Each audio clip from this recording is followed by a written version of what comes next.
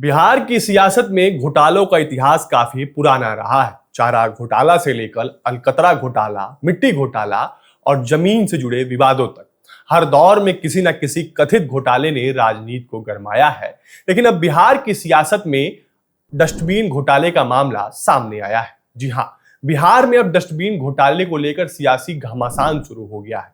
आरोप है कि जिस डस्टबिन की कीमत बाजार में करीब 1500 रुपए बताई जा रही है, उसे स्वास्थ्य विभाग ने साल 2023 में करीब 15,000 रुपए में खरीदा था। यानी आरोपों के मुताबिक कीमत में करीब 10 गुना का अंतर है। हालांकि इन दावों और वायरल हो रही रसीदों की पुष्टि होना अभी बाकी है, लेकिन मामला सामने आते ही राजनीति जरूर तेज हो गई है। विपक्ष इसे सरकारी खरीद में कथित गड़बड़ी का मामला बता रहा है, जबकि सत्ताधारी दल ने कहा है कि सिर्फ सोशल मीडिया पोस्ट या वायरल तस्वीरों से किसी घोटाले को साबित नहीं किया जा सकता। इस पूरे विवाद में लालू प्रसाद यादव की बेटी रोहिणी आचार्य ने सोशल मीडिया के जरिए मोर्चा खोल दिया है। उन्होंने तत्कालीन स्वास्थ्य मंत्री मंगल पांडे और मौजूदा मुख्यमंत्री सम्राट चौधरी को निशाने पर लेते हुए सरकार पर सवाल खड़े किए हैं। रोहिणी आचार्य ने तंज कसते हुए लिखा है कि डस्टबिन भी अनमोल हो गया है और बिहार में कूड़ादान भी वीआईपी बन गया है। उनका आरोप है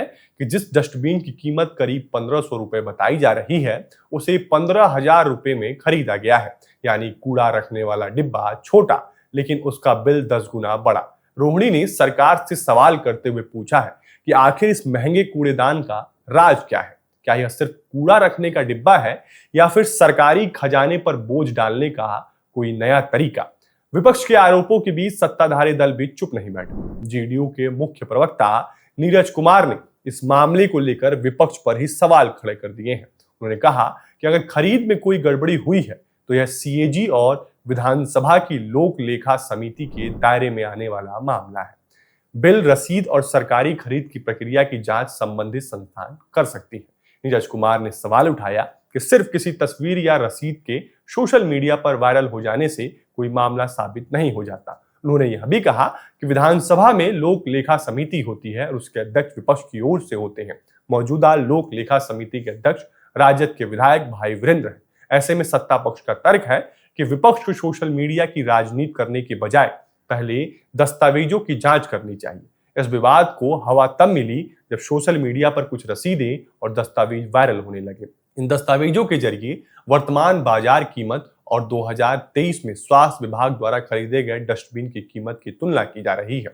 विपक्ष का सवाल है कि अगर एक सामान्य डस्टबिन बाजार में लगभग 1500 रुपए में उपलब्ध है, तो सरकारी खरीद में उसकी कीमत 15,000 रुपए तक कैसे पहुंच गई? डस्टबिन विवाद अब सिर्फ रोहिणी आचार्य तक सीमित नहीं रहा।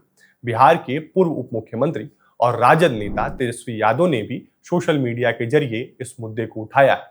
मीडिया रिपोर्ट्स में दावा किया गया है कि साल 2023 में स्वास्थ्य विभाग ने करीब 300 करोड़ रुपए की डस्टबिन खरीद की थी। अगर यह आंकड़ा सही है तो मामला सिर्फ एक डस्टबिन की कीमत का नहीं, बल्कि सरकारी खरीद की पूरी प्रक्रिया और उसमें खर्च हुए बड़े बजट की पारदर्शिता का सवाल बन जाता है।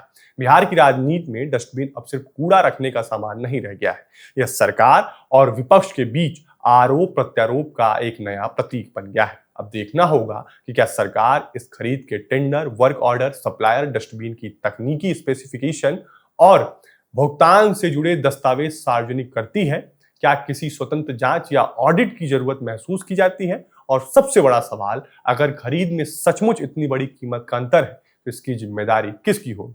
फिलहाल बिहार की सियासत में चारा, मिट्टी और अलकतरा के बाद डस्टबिन भी राजनीति बहस का हिस्सा बन चुका है। कूड़ा रखने वाला डिब्बा अब सवालों के घिरा हुआ है और इन सवालों का जवाब सिर्फ राजनीति नहीं, बल्कि दस्तावेज और जांच ही दे सकते हैं। फिलहाल के लिए इतना ही। और भी ऐसे वीडियो के लिए देखते रहें बजरबट्टू दुनिया। धन्यवाद।